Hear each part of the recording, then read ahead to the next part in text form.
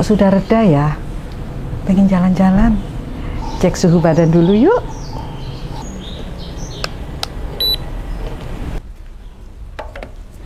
Alhamdulillah suhu badan saya normal ya. Lalu berapa sih yang disebut dengan suhu normal? Suhu normal adalah suhu antara 36 derajat sampai dengan 38 derajat Celcius. Tapi ada sebagian orang yang suhunya sangat sensitif, sehingga dia agak kurang nyaman pada saat suhunya 37,5 sampai dengan 38 derajat Celcius, atau disebut dengan istilah subfebris. Nah, pada saat mana orang disebut dengan demam atau febris? Kalau suhunya 38 derajat Celcius sampai dengan 41 derajat Celcius. Badannya terasa panas, bahkan nafas yang keluar pun terasa panas. Nah, kalau suhunya sudah di atas 41 derajat Celcius, ini yang bahaya. Harus segera dilarikan ke rumah sakit atau ke dokter. Nah, kenapa sih suhunya bisa berbeda-beda ya? Karena di otak kita ada pengatur suhu yang namanya hipotalamus. Hipotalamus ini semacam alarm yang akan memberikan tanda-tanda kalau di dalam tubuh kita ada sesuatu yang berbahaya atau tidak beres nih. Nah, demam ini sebenarnya bukan penyakit, jadi dia hanya alarm dari hipotalamus itu. Nah, kenapa orang bisa demam, bisa subfebris, bisa normal dan sebagainya?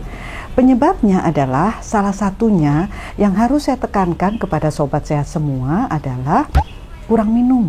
Nah, kurang minum ini juga bisa menjadi salah satu penyebab suhu badan demam.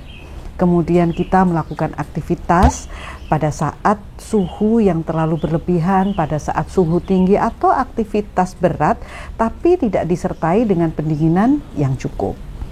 Kemudian kalau kita menderita sebuah penyakit COVID, nah pastilah, karena indikator pertama dari COVID adalah suhu. Itu adalah infeksi oleh virus. Ada juga infeksi oleh bakteri, oleh jamur atau parasit seperti malaria, seperti tifoid dan sebagainya. Kemudian juga karena peradangan yang kronis seperti rheumatoid arthritis. Nah, pada anak-anak kita kadang-kadang setelah vaksinasi timbul panas. Vaksinasi ini biasanya karena vaksinasi difteri, tetanus dan sebagainya. Dan juga ada karena ketika seseorang mengalami kanker stadium lanjut. Nah, terus bagaimana cara pengatasinya? Nah, cara pengatasinya yang utama adalah cari penyebab utamanya. Kalau memang dia kurang minum, langsung beri minum yang cukup. Berapa ukuran kecukupannya? 30 sampai 40 cc air per kilogram berat badan per hari. Kita bisa hitung dari situ. Kemudian tanda-tanda kalau airnya sudah cukup itu fokus. Ya, makanya benar iklan ya, kita fokus karena kita airnya cukup.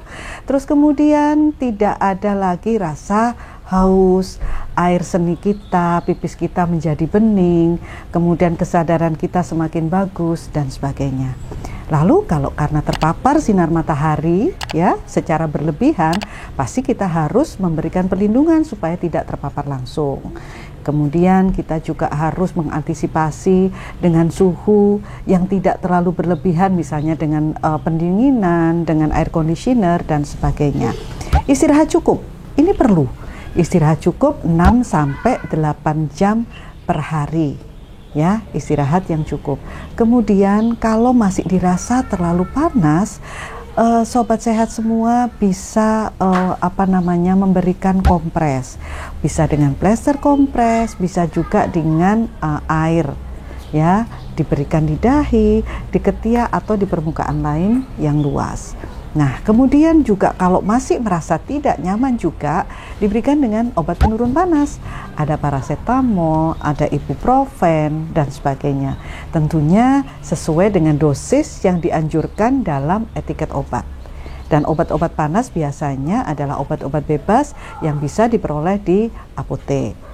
Nah, kalau ternyata masih saja seperti itu, suhunya masih tetap 41 derajat Celcius, kemudian panasnya masih 2-3 hari, terus kemudian ada lagi gejala yang lain, contoh sakit kepala, mual, pusing, kemudian disertai dengan kesadaran yang terganggu, nah ini saatnya harus dilarikan ke dokter. Apalagi kalau tidak ada asupan makanan yang cukup. Misalnya karena panas, seseorang nafsu makannya hilang, jadi dia tidak bisa menerima asupan makan yang cukup. Nah, semoga info ini bermanfaat ya. Sekali lagi, cek suhu kita dan pastikan normal. Salam sehat. A few moments later. Karena suhu tubuh saya sudah normal, boleh dong jalan-jalan. Oke, saya berangkat ya. Dek Dias, yuk. Dek Dias, ayo sayang. Sobat sehat, jangan lupa like bagi yang suka channel ini.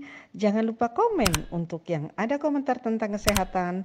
Dan share agar semua orang bisa menjadi sehat. Subscribe agar channel ini bisa lebih sehat dan berkembang.